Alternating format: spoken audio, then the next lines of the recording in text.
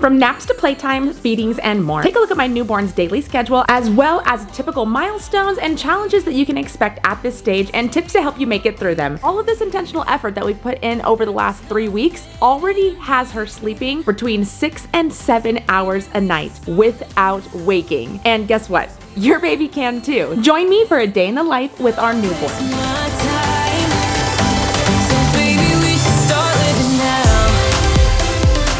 This is Addi. Addi is 3 weeks old. However, she was a late-term preemie born at 35 weeks and 1 day gestation on November 8th, 2024. That means although she's technically 3 weeks old, she's significantly smaller, and she's actually only about 38 weeks gestation right now. Though tiny, this mighty girl is thriving, and we are excited to have you here with us today. Let's get started. It's 6 a.m. and at this time every morning it's time to wake up Addi for her first feeding of the day. From the time our babies are born, we pay close attention to understand our baby's natural rhythms to help them establish an eat, wake, sleep cycle, which means that as we better understand their needs, we begin to establish a routine and actually wake her up when it's time for those predetermined feedings. That means fuller feedings, more predictable days, and the best part, better sleep for both you and baby. Of course, if she wakes up early and lets us know that she is hungry, we will absolutely feed her. But I promise you, that doesn't happen very often, because by listening to their cues early on and by helping their body to regulate to predictable feeding times, your baby will be reaping the benefits of being on a schedule from the start. When I wake up Addi at 6 a.m., it's still very dark, and newborns often mix up their days and nights. I want to cue to her body that it's time to wake up, so turning on the lights or opening up the blinds helps baby's brain to regulate their natural sleep rhythms. The average newborn will have 8 to 10 feedings per 24-hour period. Now, a typical newborn stomach is so teeny tiny at birth. It's about the size of a cherry, and by the end of the first month, it's about the size of a large egg. That means that in the first month, as your newborn grows, the amount of milk that they will need to take at each feeding will grow with them. But just keep in mind that every baby is different, and it's important to listen to your baby's cues to know how much milk they are needing. If how much you're offering baby isn't lasting until their next scheduled feeding and they're starting to wake up hungry earlier than anticipated, try offering more milk during the next feeding and see if that slight increase is just what they need to be satisfied until the next feeding time again. And don't worry about taking notes here. I have all of this information available for you in a handy little guide with everything you'll want to remember in terms of sleep,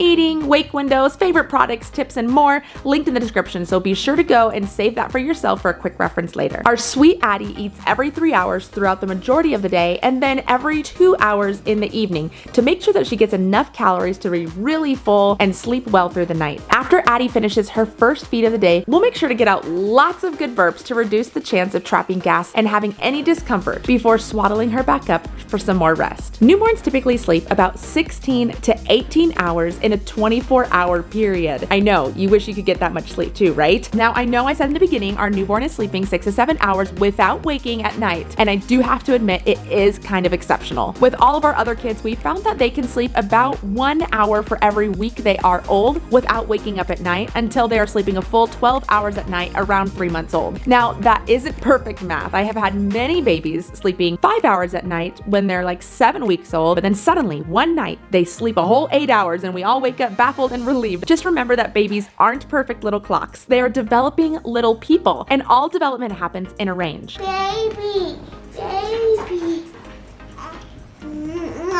It's 9 a.m. and the cycle continues, and it's time to wake up Addi again for her next feeding. Addi happens to be our 5th child, so when she wakes up for her 9 a.m. feeding, it usually comes with lots and lots of love from her 4 doting siblings. So today our newborn got a warm wake-up call from her 2-year-old brother, was educated on the parts of her body from her 6-year-old brother, and then after getting her milk, she got snuggles from her 5-year-old sister, who just absolutely adores her. Now, don't be fooled, our family is not usually all done up like this. In fact, today is only the 2nd day I've worn real pants, and our newborn has worn something besides some stylish pajamas in the last 3 weeks since she's been born. But we happen to have our family pictures on the agenda today. Give it a scale from 1 to 10. Oh. 10. 10.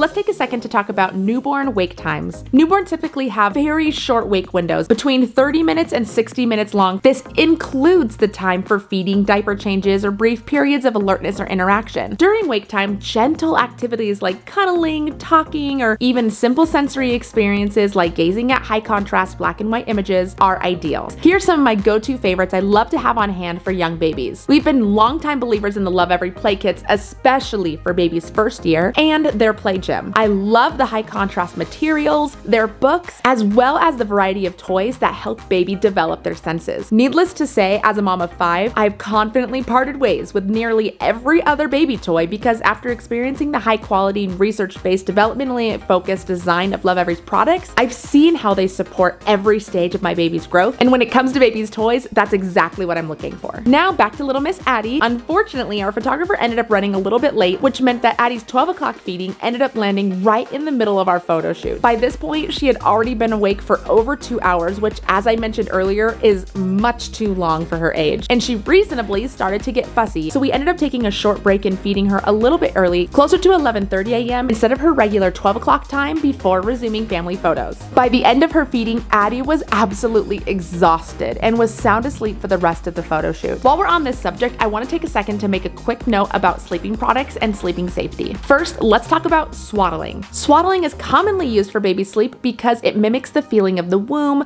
providing comfort and security for baby. Swaddling can help calm newborns, reducing their startle reflex, keeping baby's little hands from waking themselves up, and promote longer sleep periods, which is crucial for healthy development. That being said, I swear I've tried every swaddle in the book, from Velcro swaddles to muslin swaddles and the funny little ones with arms. But my favorite swaddles by far have been these basic stretchy swaddles that are just a little bit on the larger size so they have room to grow and they have a nice stretch because they are woven in with spandex. They stay secure, provide a nice snug hold, and even provide a little bit of gentle compression like when you get a hug. We absolutely love them. Next, let's talk about sleep safety. You will have seen this morning that Addi sleeps in a bassinet next to our bed with a baby lounger called a Snuggle Me inside. It has to be said that any baby loungers, such as the Snuggle Me, are not recommended for sleep due to suffocation risk. The American Academy of Pediatrics strongly advocates for placing babies in a flat, firm surface to sleep without any soft bedding, loose parts, or padding. That being said, Addi is on a flat surface, totally swaddled, and is nowhere near rolling. So we as her parents feel that her sleep is completely safe and possesses no risk to her. It is so important to be aware of the risk in all things and then make thoughtful decisions based on your individual circumstances. What is most important is that you are informed and intentional in all the decisions you make for your baby and your family. All right, enough of that. Now it is time for Addi's 3 o'clock feeding, and my husband Quinn went ahead and took this one. Got her all changed, fed, burped, and after a super long wake time from earlier in the day, she was still completely exhausted, and after changing back into some snuggly footy pajamas, went right back to sleep.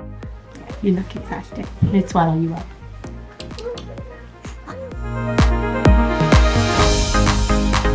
2 hours later, it's 5 p.m. and now we start our feedings every 2 hours instead of 3 to really make sure Addi gets enough calories for the day so that she can have a great night's rest. This time, my sweet 5-year-old daughter wanted to learn how to make Addi's bottle. While Ainsley's getting Addi's bottle all ready for us and starting her feeding like the proud big sister she is, let's talk about baby's development in the first 4 weeks.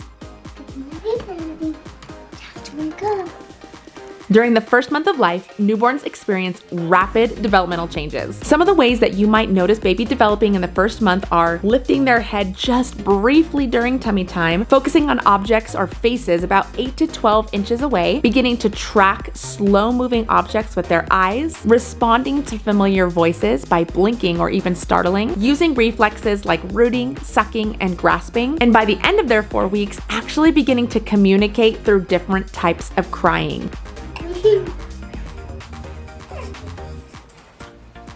Look at me! You're doing it! I'm feeding you! You like me? If you're looking for some activities to help your baby grow, develop, and thrive, be sure to check out our Developmental Milestones series, which I've also linked in the description below for you. We have an entire series that grows with your baby each month, so it's definitely worth checking out. Snotty pig! My snotty pig. Now that Addi is all fed, as she winds down for a nap, let's talk about common challenges that newborns experience. Some of these challenges include feeding difficulties, whether it be latching, low milk supply, or finding the right formula that's right for your baby's tummy, mixing up days and nights and learning to regulate their sleep, colic that affects up to 20% of babies and can really cause distress for both infants and parents, and even sensory overload as they adjust to all the new sights, sounds, and sensations outside of the womb. Luckily, there are lots of things that you can do here and there to support baby through these challenges, so they are easier both on them and on you. So don't forget to download the newborn guide that has everything that you're going to want to remember for your newborn. Good night, Addi.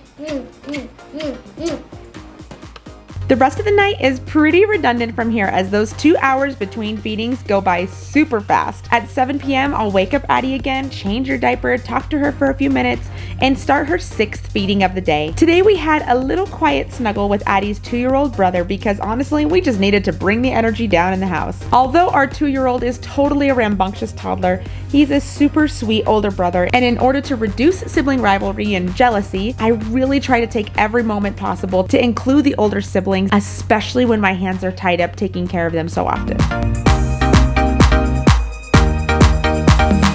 When we were all through with the feeding, Addi was still awake, which only usually happens 2 or 3 times per day. So I'm always super eager to get in a few minutes of FaceTime with her when she is still awake at the end of her feeding. Tonight we sat on the couch and chatted for a few minutes before the sleepies really started kicking in for her once again. At this point in the night, if the vibes are right in the house, I love to just let her nap on my chest so we can enjoy a little bit of snuggle and one-on-one time. By the time the 9 o'clock feeding rolls around, the rest of the kids are in bed, and since we still have another 2.5 hours until Addi is fully down for the night, these days my husband and I have just been turning on a movie, and then he went ahead and did her 9 o'clock feeding while I got some computer work done.